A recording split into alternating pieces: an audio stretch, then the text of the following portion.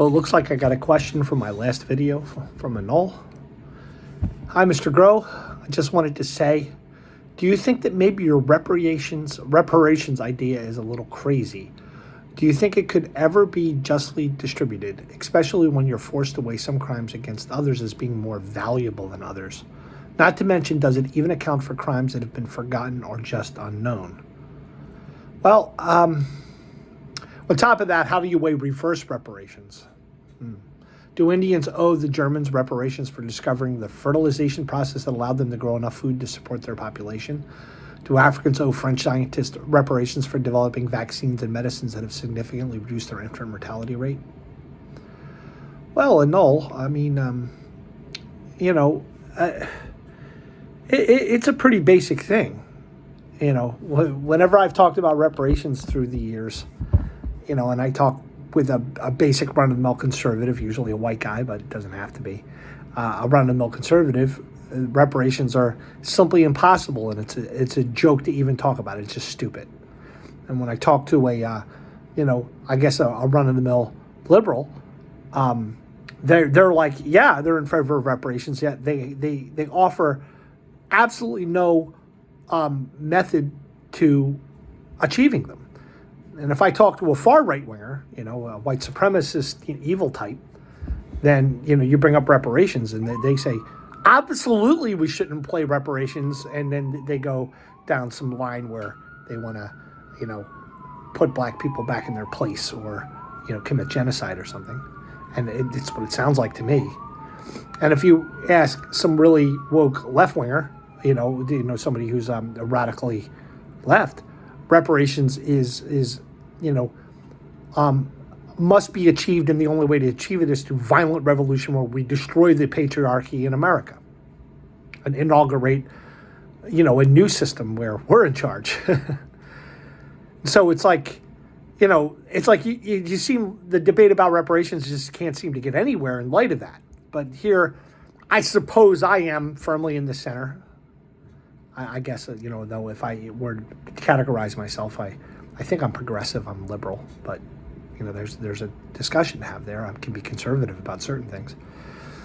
Here I am in the middle, knowing that reparations are absolutely necessary, and knowing that they're difficult to achieve. So, your first point is this. I just want to say, do you think maybe your reparations idea is a little crazy? Well, just think about my idea a little bit more deeply. Are you telling somebody who dies, so let's say some millionaire dies. We could plausibly say he was a millionaire that lived in, somewhere down in Georgia or something like that, and and he's a descendant of a plantation owner or whatever. But it doesn't have to be. Let's say some millionaire dies and he decides he wants to leave $100,000 of his dollars to reparations for American slavery. Well, he can do it. She can do it. Absolutely, right? It's a free country.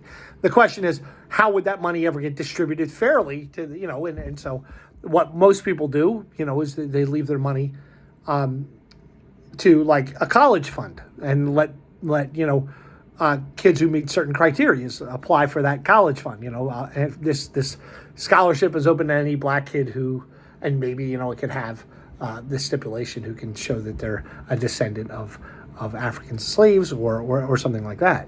So nobody is questioning that idea. It's already happening. I imagine it's all over the place.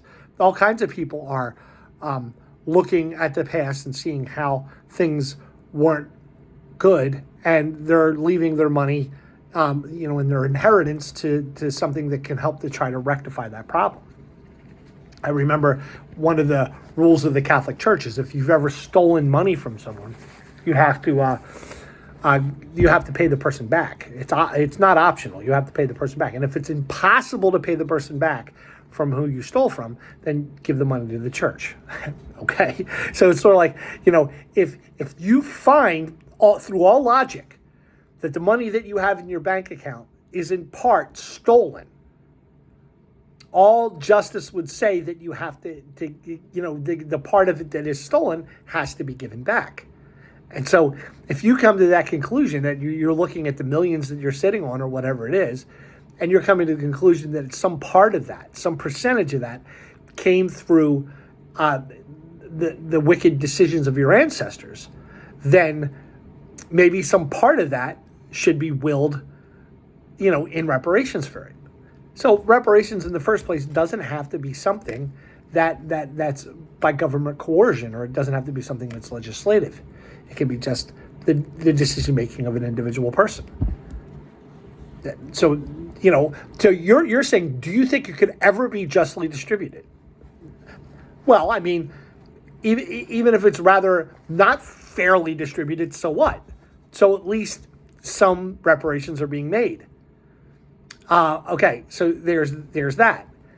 And now what I'm saying is if your basic run-of-the-mill conservative American would get on board with the idea, that actually try to identify what was, sinister, what was wrong about the past, and say, yeah, we shouldn't have done that. I mean, the laws that they had in Mississippi in 1840, they were downright terrible laws. And God, what you wouldn't allow black children to be educated, and they were forced to work without pay, and they couldn't go anywhere, and blah blah blah. And you did that for how many generations?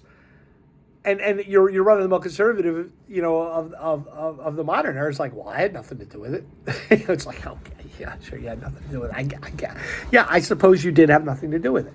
I mean, if you ask me, what reparations do I owe, to the Lenape Indians, because my ancestors came here, into Philadelphia in 1755, and sometime after that, Well, I mean, I'm broke, so I guess nothing.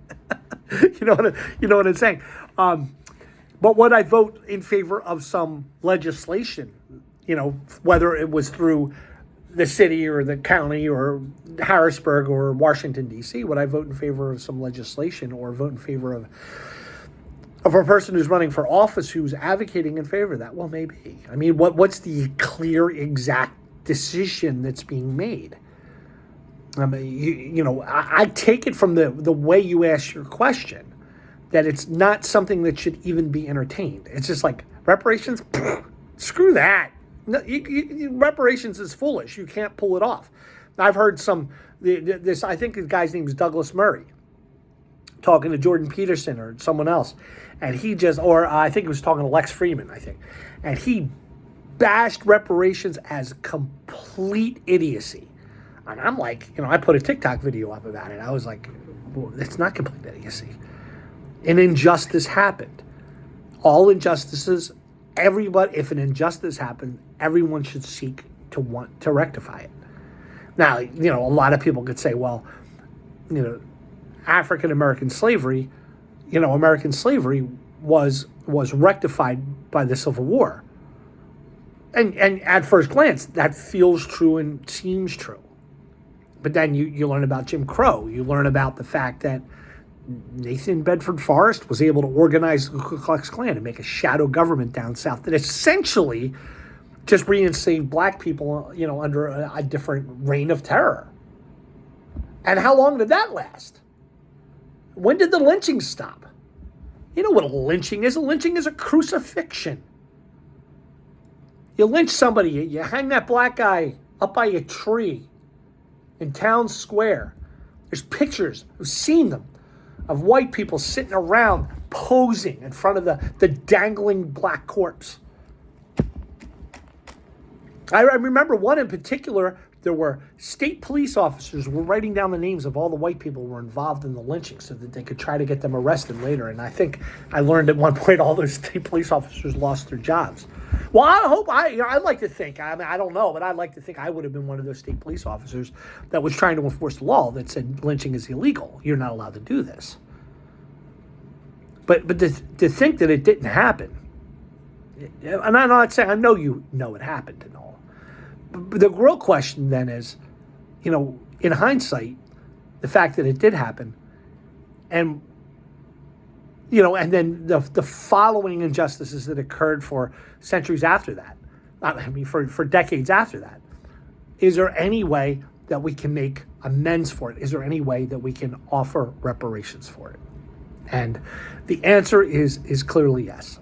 And I think it needs to come from everybody's individual heart in the first place. Now, can enough collective hearts get together and vote for some monetary value?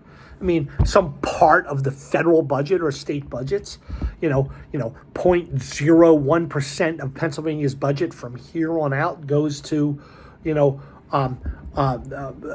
black families that didn't get a fair shake from the Pennsylvania government, from the years, 1600 all the way till, whenever you could, even up to now.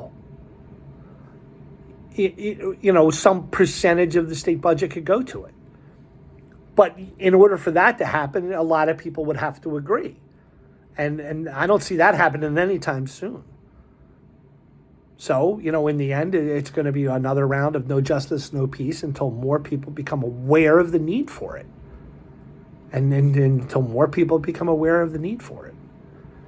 And then, eventually, I guess we get to a point where, everybody in the world can be asked directly, do you think you deserve reparations anymore? And this could be 500 years from now, 800 years from now, 3 generations from now, 90 years from now, and everybody in the world will be, no, reparations aren't necessary anymore because all the injustices of the past, as will have been identified, fair action has been taken in multiple ways to address them, and a plan's been put into place to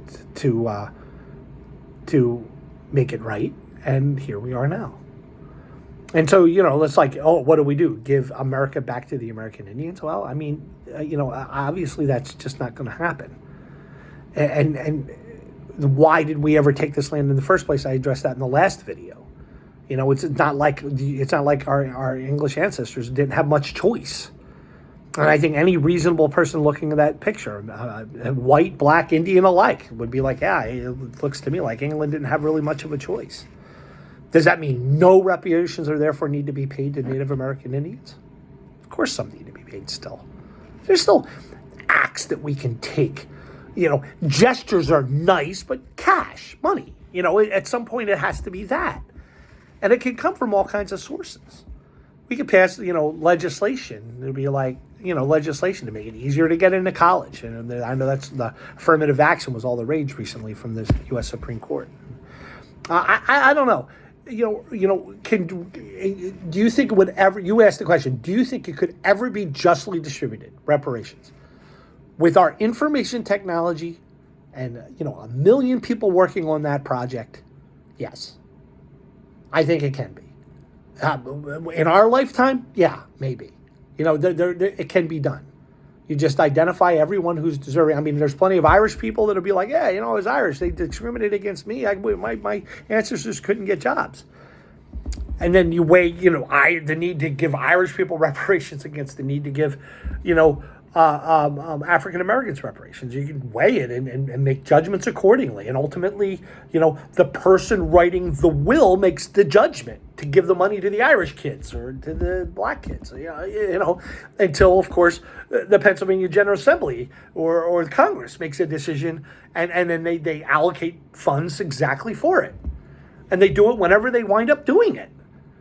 And my point would be to convince you and to convince everybody in America to get on board. Let's look at it squarely. The injustices of the past, all of them. Let's look at it squarely, rank them if necessary. And I'd say the Middle Passage ranks up there about as bad as anything I can think of. I mean, African slavery was, in the South, and antebellum South, was downright wicked. It was awful. It was evil through and through. It's so much so you read the letters of the abolitionists who fought in the Civil War, and it's like, just think of Robert Gould Shaw and some other guys that, that fought, they gave their very lives to put an end to it. Of course they did. And is that part of the reparations that was paid? Sure it was, but it still isn't sufficient. And until, in my opinion, until, everyone in the whole world can, look into some camera and say, yeah, we finally have achieved, on balance, a just society, and people are going to reap what they sow. And, and it's not, they're not going to reap what other people have sown for them, and so, and once we get to that point, then we can start talking about, the next phase of humanity's evolution, I suppose. But, yeah. Reparations is important. It's doable. It can be done. It just requires, barring a revolution where it's forced on everybody, which is just absurd. That's just not going to happen. Barring a revolution, then it's just got to happen how it does, step by step, incrementally. People looking at it and seeing that it's needed, and they put funds to it. Okay.